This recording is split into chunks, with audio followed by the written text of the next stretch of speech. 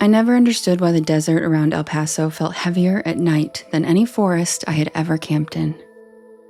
There was something about the wide open spaces, the way the heat clung to the ground long after sunset. When I came to visit my friend Paulo, I expected our weekend to be full of margaritas, food trucks, and maybe a tour across the border to see some markets. I didn't expect to walk straight into one of the oldest and most terrifying pieces of Mexican folklore that I had ever read about. Before we get into the story, I'm Devin, and this is Porch Lore. Please be sure to subscribe to my YouTube channel and help me reach 1,000 subscribers. Enjoy the story. This is Porch Lore.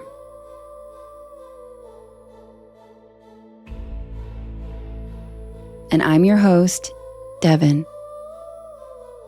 This is the tale of La Lechuza. It started the first night I arrived, though I didn't recognize it then. Paulo had insisted that I stay with her instead of some downtown hotel, and her little adobe house sat right at the edge of the Franklin Mountains. The sky out there stretched wider than my entire sense of scale, a solid sheet of indigo, with only the lights of Juarez flickering on the horizon like a thin, trembling constellation. Paulo had warned me that the mountains could get loud at night, with the wind rattling the mesquite and the coyotes yipping in the distance.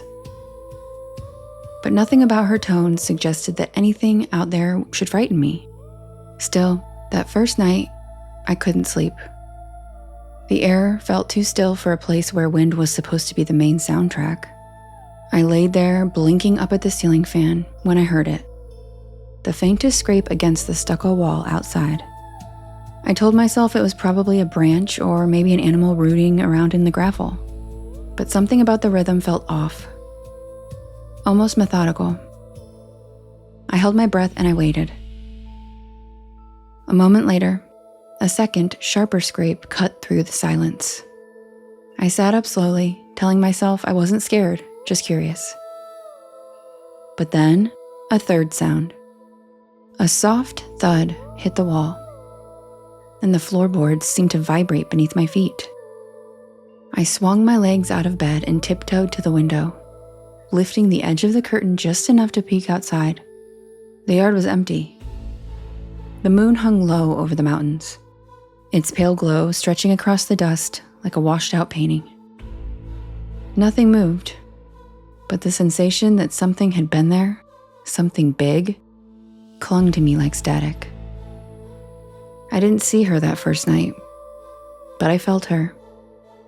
Some part of me knew that scrape hadn't been a branch, and that nagging sense of being watched burrowed beneath my skin, making sleep impossible. The next morning, Paulo greeted me with her usual warmth, completely unaware that anything strange had happened while she slept. I didn't mention the noises. I didn't want to sound paranoid. Instead, we spent the day exploring downtown El Paso. I let the sunlight and bustling streets distract me. We wandered past murals exploding with color, browsed through markets selling glass-eyed milagros and handmade dolls, and ate food so good it made my eyes water. For a while, I forgot about the scraping. But the desert doesn't let you forget anything for long. Later that afternoon, just before sunset, Paulo suggested we take a drive past the outskirts toward the old mission trail. She said she wanted to show me something beautiful, the desert when it softened, when the sky burned pink and the acatillos looked like skeletal torches. As we headed east, the neighborhoods thinned into stretches of open land.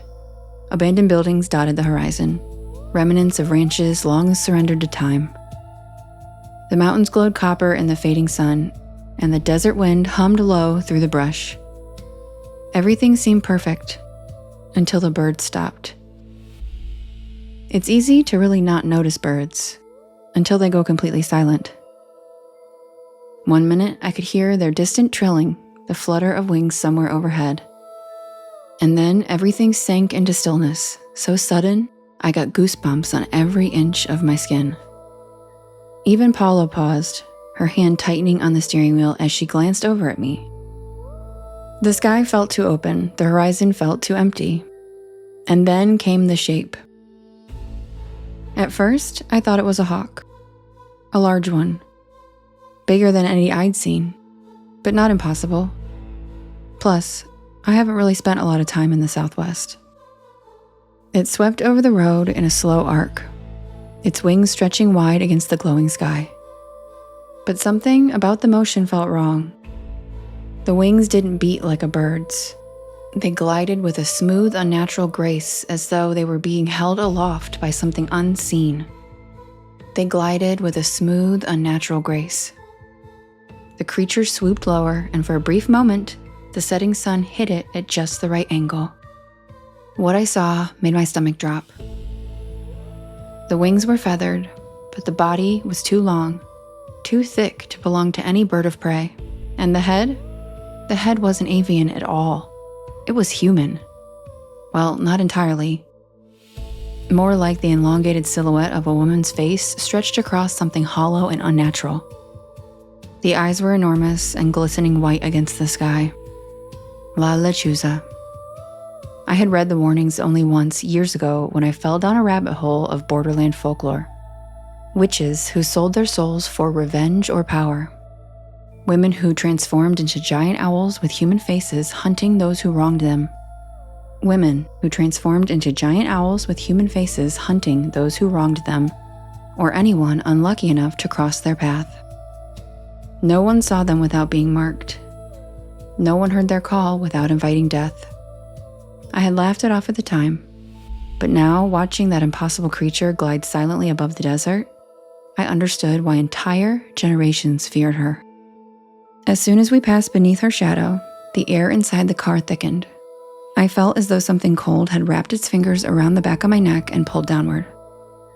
I didn't say anything to Paulo. I didn't even need to. She had stiffened, her eyes widened, and her knuckles were white against the wheel.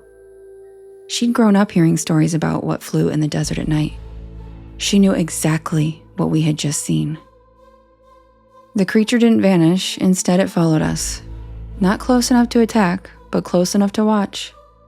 I could feel its gaze heavy and deliberate, like the sensation of someone reading a diary over your shoulder. Every instinct screamed at me to get inside, anywhere with walls. But the road stretched on through miles of open desert. By the time we reached Paulo's house again, the sky had turned a deep violet. The creature had disappeared somewhere behind the mountains, but the sense of being followed clung to me. Paulo tried to shake it off, pretending nothing was wrong, but I could see it in the stiffness of her posture and the way she double-latched the door behind us. That night, I didn't even try to sleep. I laid awake, listening to the desert breathe, to the wind pushing against the corners of the house. Every sound felt amplified. The tick of the ceiling fan, the low groan of the water heater, even the shifting of my own blankets. But then, the wind stopped abruptly, leaving a silence so total, it throbbed in my ears. A moment later, something tapped on the window. Not softly, more like the sharp rap of a bone knocking against glass. I lay frozen, staring into the darkness. The tapping came again, accompanied by a soft rustle. Then a shadow passed over the blinds, wide and unmistakably winged. I forced myself to move, to sit up and steady my breath. I didn't want to look. Every instinct told me that if I opened the blinds and saw her face staring at me, I would never recover from it. But curiosity has always been my undoing. Slowly, I approached the window. My hand trembled as I reached for the cord. Before I could touch it, the tapping stopped. The shadow lifted and the rustling wings receded into nothing. I stayed awake until dawn, sitting cross-legged on the floor, never once taking my eyes off the window. The next morning, Paula refused to talk about the night. She just brushed it off. I didn't believe her, though. I could see how tired she was in her eyes. The way she avoided looking at the window, she was scared too. We tried spending the day in town, hoping crowds would make us feel safer. By the time late afternoon rolled around, the tension had reached a boiling point. Paulo eventually admitted she had heard the tapping too. She had ignored it out of fear of acknowledging it, because acknowledgement in folklore grants it power. Still, the creature had already marked us. I felt it deep in my bones. The same way you feel a storm approaching long before the clouds gather. That evening, Paulo suggested we stay somewhere else. Anywhere else. A hotel downtown, a friend's couch, even her cousin's ranch on the outskirts of Lechuza. She didn't care, as long as it wasn't her house. She said the air felt wrong inside the walls now, like something had seeped through, and I agreed instantly. We gathered our bags quickly, barely speaking. I stepped outside first and felt the dry heat of dusk wrap around me like a thin blanket. The desert stretched silently in all directions, the sun sinking behind the mountains. For a moment, I allowed myself to believe we had beaten her, that the creature wouldn't strike in daylight, that leaving the property meant breaking whatever hold she had formed. But then I saw the feathers. Right there on the hood of Paulo's car, 3 long feathers. Each one curved slightly as though plucked from a wing mid-flight. They glistened in the setting sun, unnervingly clean. No dirt, no dust, no sign of how they'd gotten there. I reached out and touched one. It was cold. And not a natural cold, not the kind born of metal or winter air. This cold felt ancient, the kind that came from graves long forgotten. The moment I touched the feather, the desert's silence deepened. Somewhere far off, a single coyote called out in a short, abrupt yip, and then nothing. Paulo whispered for me to get in the car. I could hear the fear tightening her voice. She shoved the key into the ignition and the car sputtered to life. I clutched the feathers, unable to let them go, even though every instinct screamed that they were a curse. We pulled out of the driveway just as the first shadow moved across the sand. I saw it out of the corner of my eye. A swift, gliding shape cutting through the air with impossible speed. The sun had almost vanished behind the mountains, turning the sky a bruised red. Against that backdrop, the creature's silhouette stood out clearly. Massive wings, a long, contorted body, and that awful, uncanny face. Half woman, half owl, fully monstrous. La Lechuza had been waiting for us to step outside. She wanted movement. She wanted fear. She swooped low, trailing her huge shadow across the road. The car shuddered as though struck by a heavy fist, but Paulo floored the gas. The tires kicked up dust and gravel. I twisted in my seat, watching the creature circle overhead. She tilted her head unnaturally, her eyes reflecting the last sliver of light in a way that made them appear hollow. I didn't understand why she was after us. Why had 2 friends hanging out in El Paso drawn her attention? But I felt the answer sinking slowly into my mind. Like she hadn't chosen us at all. We had just wandered into her territory, her hunting ground. Once we reached the freeway, I thought we had escaped. The open road, the bright lights of the city growing larger. Surely she wouldn't follow us into civilization, right? As we reached the first street lamps, I saw her again, perched on the highway sign like a grotesque guardian, wings folded neatly, face staring directly at our car. She watched us pass beneath her with a stillness so absolute, it made my breath hitch. When we reached downtown, Paulo parked the car in a garage near a hotel. We checked in quickly and locked ourselves in a 9th floor room. I remember leaning against the door after the deadbolt clicked, thinking we'd broken whatever tether she had cast. But I was wrong. That night, as the city buzzed beneath us, the wind rose abruptly, brushing against the window. I tried to distract myself with the television, but the screen kept flickering as though the power was struggling.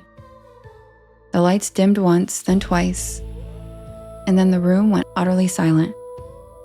Not quiet, silent. The hum of the air conditioner vanished and the buzz of the lights from the hallway disappeared. Even the distant sound of cars seemed to fade into nothing. The air in the room grew thick and suffocating. Then came the scraping. Methodical, slow, right outside the window 9 floors up. My stomach lurched. I turned my head slowly, terrified of what I might see, but also terrified of missing it. A shadow passed over the curtains, huge and unmistakable. My pulse hammered in my throat.